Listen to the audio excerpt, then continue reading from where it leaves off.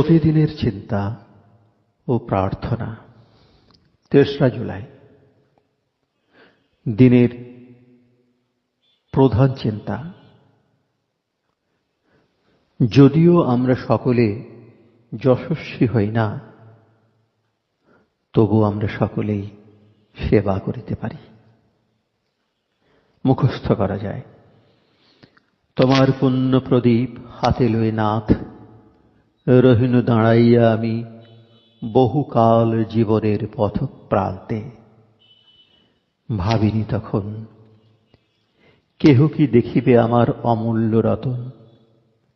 ব্যাকুল হইল হৃদয়, ডাকিনু তাদের উচ্চস্বরে আমি। ফিরিয়া না চাহিল তাহারা, হেরিল না প্রদীপের আলো। বুঝিল না কি আমি কহিনু তাদের। উপদেশ। যাহাদের হৃদয় দিব্য আলোকে ভরিয়া গিয়াছে, তাহারা অপরকেও সে আলো দিতে চায়। সকলের অন্তর সেই সত্যের আলোর দিকে অবারিত নয়। তাহার কারণ এই যে চতুরতা বা বুদ্ধির প্রখরতা দিয়া কেহ সত্য হৃদয়ঙ্গম করিতে পারে না, অথবা সামান্য বক্তৃতা শোনাইয়া কেহ অপরকে ইহার মূল্য বুঝাইতে পারে না। অথচ একান্ত নিরক্ষর মানুষও ভগবান ও তাঁহার সন্তানদের সেবার যোগ্য।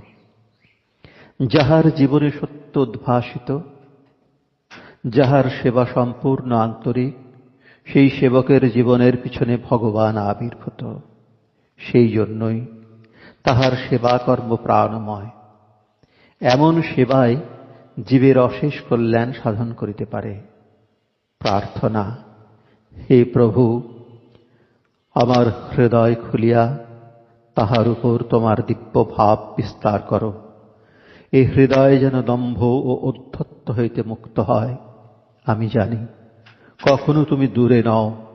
আমাকে এমন শক্তি দাও যেন দীনতার সঙ্গে তোমার সেবা করি, আর আমি যেন নিঃস্বার্থ ভক্তি ও লক্ষ্যের প্রতি নিষ্ঠা অক্ষুণ্ণ রাখিয়া এই জীবন কাটাইতে পারি।